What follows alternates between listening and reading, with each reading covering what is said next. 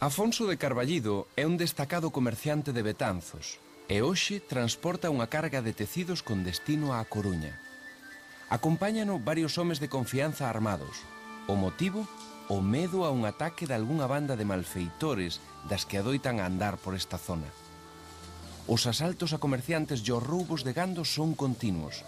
Cada vez é máis perigoso transitar polos camiños e todo o mundo sabe que detrás dos bandidos e ladróns agóchanse os grandes nobres. Ninguén esquece que estamos en terras dos Andrade. Contra aqueles abusos, que podía facer a xente do pobo? Pois organizarse contra os tiranos. Deste xeito é como nacen as irmandades, unhas organizacións que xorden nas cidades, como nesta de Betanzos, co obxectivo de defender a orde pública. As irmandades contaban cunha bella tradición en Europa. En Galicia, ademais, xa había precedentes. O primeiro e máis importante fora a Irmandade Fusquenlla, formada por burgueses e campesiños que no 1431 se levantaban en armas en Betanzos e na zona de Pontedeume e Ferrol contra o poder dos Andrade. O comerciante Afonso de Carballido é un dos burgueses de Betanzos que participa na asamblea da Irmandade local. Acábano de nomear alcalde, que era o cargo superior de cada irmandade. Á xuntanza asisten un zapateiro, un xastre, un bacharel, algúns labregos da comarca e o notario Xoán Branco. Este último, deputado nas Cortes de Castela e León, diríxese aos presentes para lerlles unha provisión do rei, Enrique IV.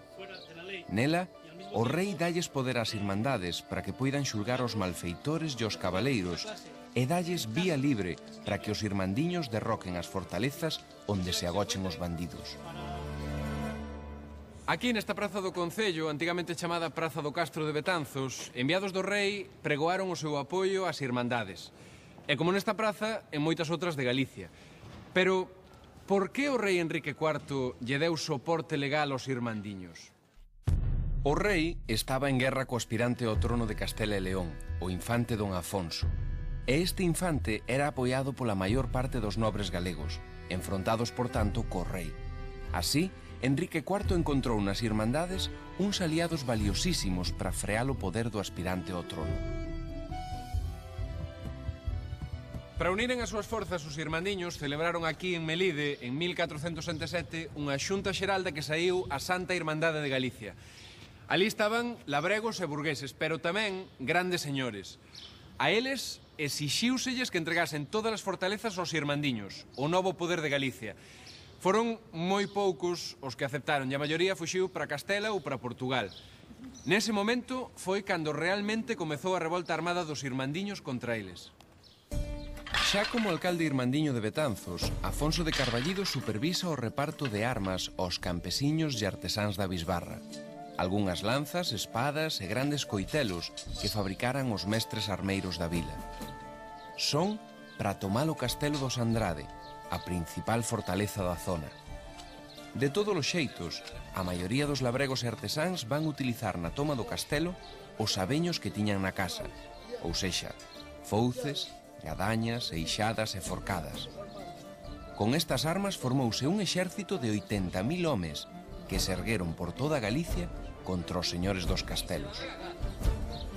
A primeira noticia do derrocamento dunha fortaleza data do 25 de abril de 1467, 2 meses despois da xunta de Melide. Trátase do Castelo Ramiro nas aforas de Ourense, que pertencía ao bispo da cidade.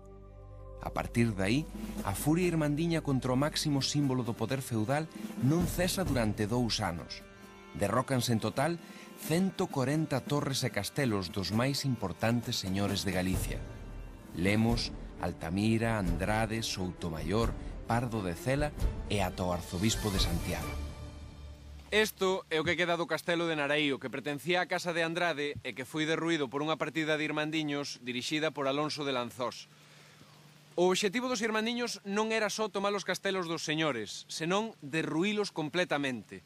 Non podía quedar pedra sobre pedra.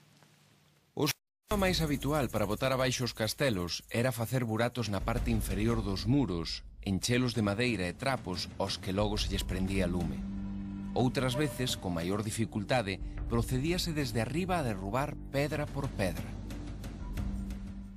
E din as fontes daquela época que foi precisamente este castelo do Pambre o único que quedou en pé tras a revolta irmandiña.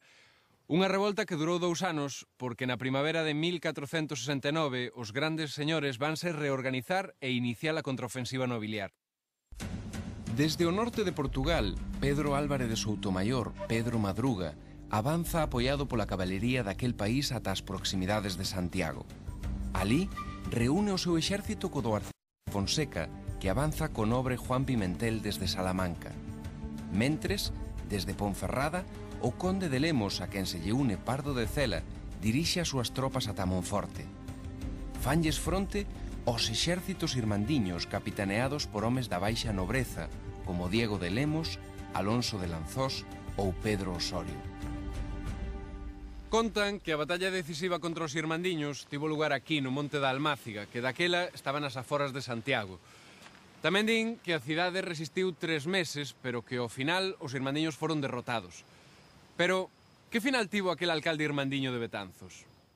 Aquí, no Museo das Mariñas, en Betanzos, podemos atopar o sepulcro de Afonso de Carballido, xusto ao lado do da súa muller, Clara Sánchez. Afonso de Carballido era un home rico e de prestixio que seguramente tras a revolta puido volver ás súas actividades mercantís. Polo xeral, os grandes nobres, ao volveren aos seus feudos, non actuaron contra os dirixentes irmandiños en forma de represalias violentas, pero puxeron en marcha outro tipo de vinganza. A vinganza dos nobres foi obrigar aos campesiños a reconstruíren os castelos. Contabilízanse 45 fortalezas reedificadas, entre elas as dos Andrade, que os irmandiños de Betanzos e das comarcas veciñas destruíran. Pero a victoria dos grandes señores foi pírrica, porque de seguida comezaron entre eles as disensións e porque pouco despois os reis católicos van achicarlle o poder coa súa política centralista. Coa derrota dos irmandiños, Galicia deixaba pasar a oportunidade de ser dirixida pola incipiente clase social burguesa, unha clase que en Europa impulsaba o Renacemento.